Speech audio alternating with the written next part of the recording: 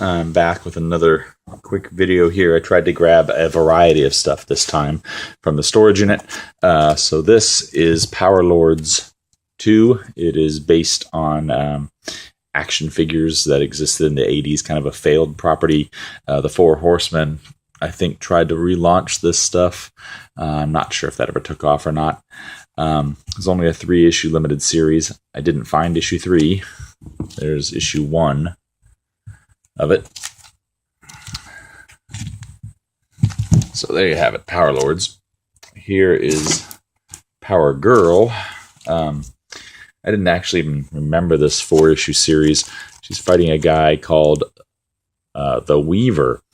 So look out for this guy. He's up-and-coming supervillain. There's number 4 of that.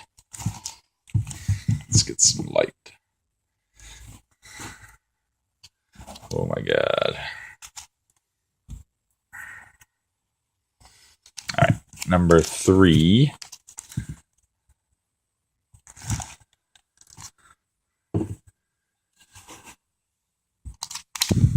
Number 2. Honestly, these covers aren't very exciting. It's just still a Power Girl limited series before she was kind of the hot character that she is now.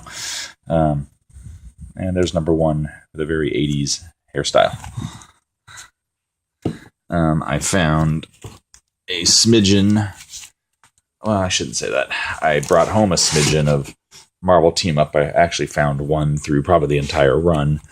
But unfortunately, the first chunk of the issues were, some of them were so damaged that I actually had to throw them away. Here's issue 12 with Werewolf by Night on it. Here's issue 1. This one was equally, it's all warped, it's water damaged, it's ripped up. I just kept it because it was number 1, but the other ones that were around there, I had to let them go. There's number 5 with the Vision. And number 6 with the Thing. Alrighty, let's see what we got in this pile. I got 2 short boxes to go through in this video, so sometimes I move quick because I don't want you guys to get bored. Marvel Chillers. It's got Tigra. I haven't really looked this up or anything. I'm assuming it's an early appearance of her. There's number 4 and 3. Strange Adventures.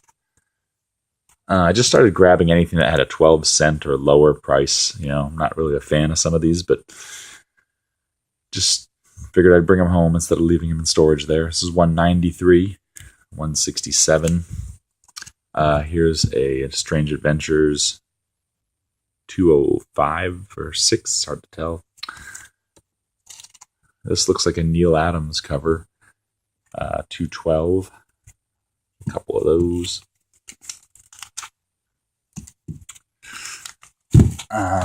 Star Wars Dark Empire. Number 5. Number 6. That's Dark Empire 2. Number 4. So maybe somewhere in that storage unit is 321. I did find a pile of Captain Marvel. I didn't find any of the ones with Thanos on the cover. I just remember this guy being the catalyst to Civil War. I think this is also his first appearance. So Captain Marvel number 34. Nitro. It's actually really nice and clean. Just pulled this out because I thought it was kind of a cool cover. You can see in the back it's got the Royal Flush Gang, and then I don't remember if this actually is the Joker or you're just supposed to be led to believe it's the Joker. I didn't open it, and I don't remember from when I looked at this way back when. Another Strange Adventures, 181.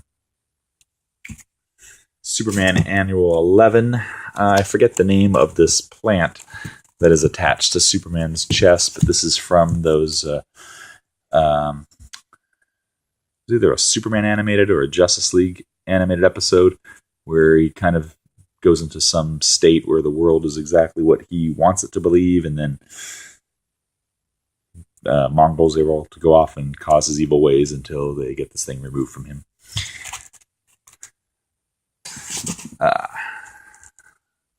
DC 100-page, number 18. Really nice shape. Spine's intact. It's pretty impressive, actually, out of some of the stuff I pulled out there to be this clean. And I thought this was cool also. Superman Annual number 2. There's that. I do have a smidgen more old Supermans here. This cover cracks me up. So this is Superman 128. It's a 10-cent Superman. And it says here, "Great guns, I'm caught in a super trap by supervillains from the year 2000.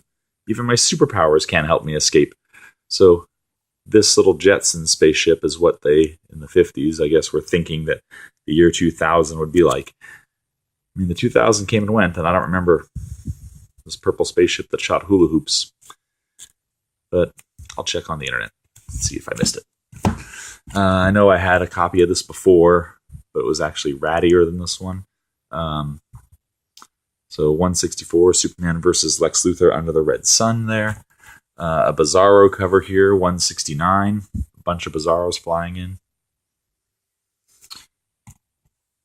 Another comedic cover where Luthor is, in this episode, Superman's father sending him to Earth. 170. 173, a Luthor Brainiac team up. I guess a Luthor Brainiac Jimmy Olsen team up. 178. 186. 188. Come on, boys. Grab any pink weapon you can find and attack me. 189. 191. 206. I like this cover too. "Please, Clark, don't walk out on me. You're the only secret identity I got." 209. I think I've had this cover before. 213. 214. 217. It's another giant size one. 219. I know we've had this get out of town phony type cover before. 244. And 246. Okay.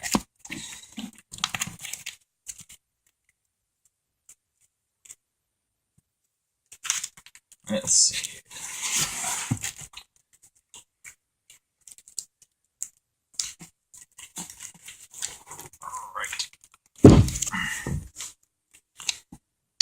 This is Voltron number 1. It's put out by a company called Modern Comics. Here's issue 2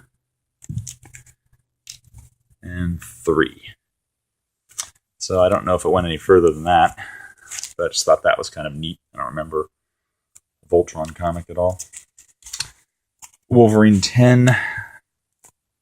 I believe this is where he finds out Sabretooth was his father or his brother or something like that, but I remember it had some significance.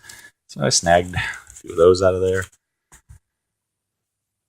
Hulk 324. This is the first time Hulk's turned gray again since Hulk, the early Hulk issues. Thundercats. Here's number 1. A couple number 1s. Number 2. Number 3. 4. 5. 6. 7. 8.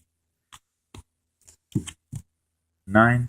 To be honest, it's kind of refreshing for me to find books like this, because a lot of the Marvel and DC titles I'm pretty familiar with. It's kind of neat to get to look through these other things. Well, Star Comics actually it's part of Marvel. was their kids line. Number 11, 12, 13, 14, 15,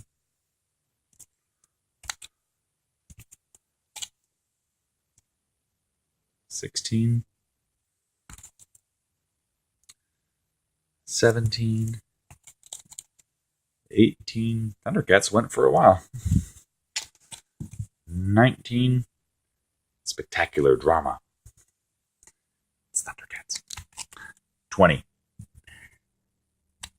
21. And 22 is the last Thundercats that I have here, which I don't know if it went any further than 22. But that's the farthest that I have. I pulled out this Mighty Mouse just because it's the homage to the Crisis on Infinite Earths. And it says, this is it. Mices on Infinite Earths. Mices? Mises? Moonwalker. It's actually still sealed. It comes with 3D glasses. Michael Jackson's Moonwalker in 3D. Found a couple other 3D books. Miss Tree in 3D. And another copy of Sheena the Jungle Queen, which I'm not sad to find more copies of Dave Stevens stuff in 3D. First issue of 8-Ball for any hardcore independent readers out there. Astro Boy 1, put out by Now Comics. For quite a while, Now actually had a pretty big movie property line. They had the Terminator. I think maybe Men in Black was under them way back when. Speed Racer, another Astro Boy 11, Astro Boy 3, Speed Racer 2, The Real Ghostbusters, just kind of neat, you know. This here is the first appearance of Cloak and Dagger. I was actually looking for this book in this buy pretty much from the beginning, so I figured it would be plentiful in there, but I only found this one copy. It is pretty clean. I actually was searching for a first appearance of Cloak and Dagger a while ago, trying to find it in a high grade. I eventually submitted one. I got back a 9.4 on it. You know, I don't think this one, I mean, it looks clean on the corners, but it still has spine ticks and stuff, so one day I'd like a higher copy, but I just think these are underappreciated characters, Cloak and Dagger, and they could very well have an appearance in like a Daredevil show or something like that at some point, you know. Pretty easy to make this team. I did find some more ROM ones. Believe it or not, I may actually submit one of these to CGC. Just like I really like ROM, and I wouldn't mind getting a high grade one back in my personal collection. So we shall see what happens. It'll be interesting to do a follow-up video at some point when some of the stuff that I send out comes back and see how it pans out.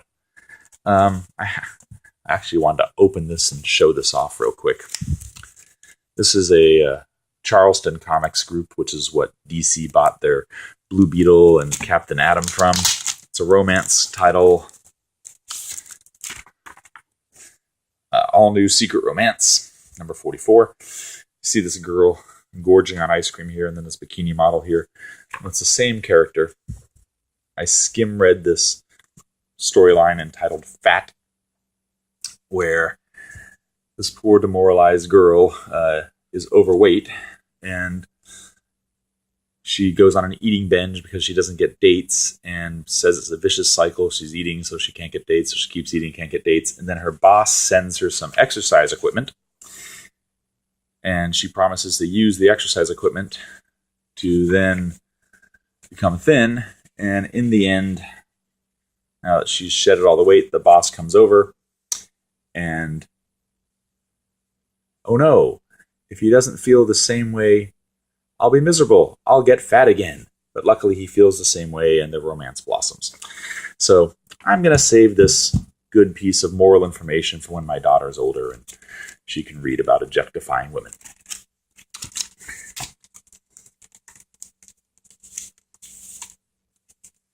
All right.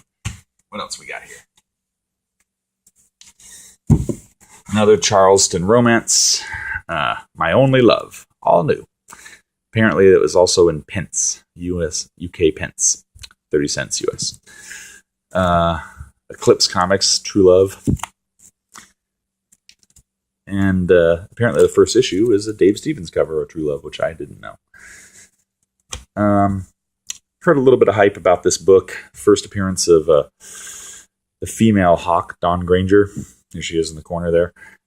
There's Hawk's brother as a ghost. I forget his name. I think it's also Dawn. Different spelling. Anyway, this is a limited series, Hawk and Dove, in the 80s. Here's number 1.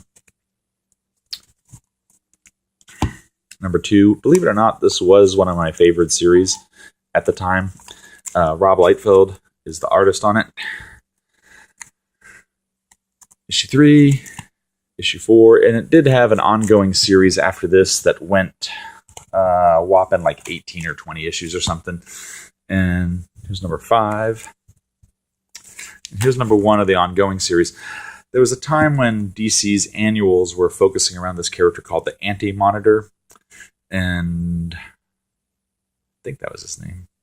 Anyway, it ended up being Hawk, a hero who turned villain, because it got leaked that it was, I guess it was originally planned to be Captain Atom. It got leaked, so they switched it last minute and made it Hawk. This is a free comic with the purchase of AIM toothpaste. Look, so this Green Goblin stole the dentist's laser drill. Pesky Green Goblin. Here is another free comic. I don't remember what this one, how you got it, but here it is.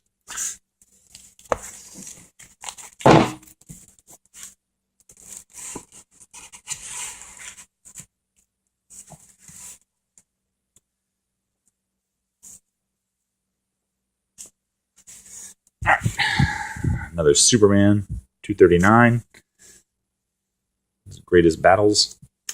Some more 80s goodness here. The Mask, Matt Tracker, who later ended up being a G.I. Joe action figure. Number 1. Number 2. Number 3. Basically, Mask was like G.I. Joe and Transformers kind of combined. So Mask, they had vehicles that would transform. See, like this car doors would open up and then it could fly.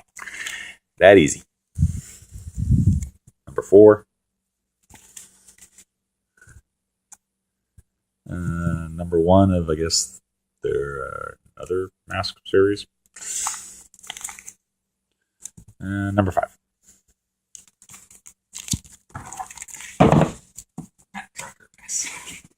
Alright, what do we got here?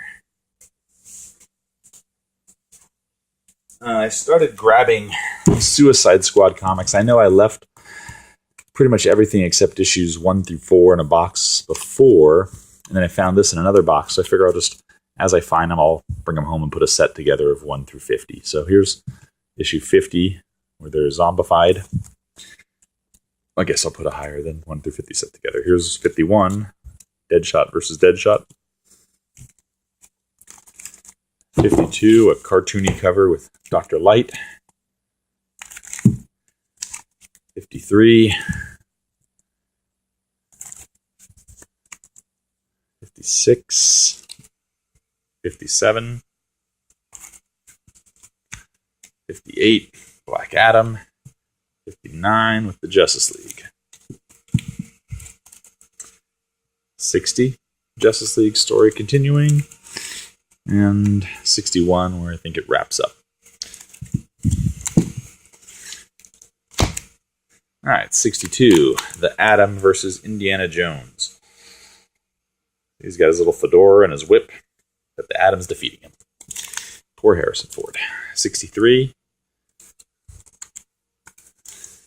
64, Deadshot's favorite pose for most covers. 65. And an annual one that there was a couple copies of. I grabbed a couple G.I. Joes that I like the covers to. They're both Mike Zeck covers. He's the guy that did the Punisher limited series. Number 42, a Storm Shadow cover. And probably my favorite G.I. Joe cover, 43, where Zartan is a skeleton. It is just a great, great cover. All right. Hold on. Wait a minute.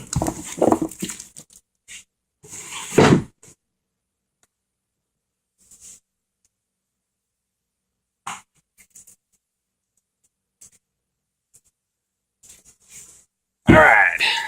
I thought this was kind of interesting. We saw some DC supervillain books before. Here's the Marvel ones. Supervillain Team Up, number 14. Dr. Doom.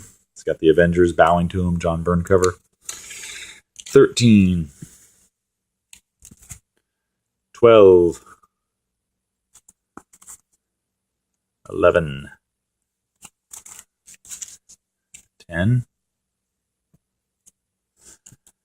9. Issue 8. Look at this. The Shroud is knocking out Dr. Doom. 7. 6. 5. 4. 3. 2. 1. There's a couple of number 1s there. And giant size number 1 and giant size number 2.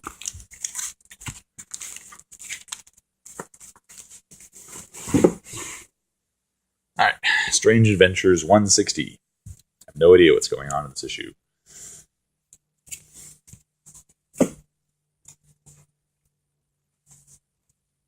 All right, this last little pile, we'll wrap it up here. Hawk and Dove 5, the original series. 6. Star Wars 50.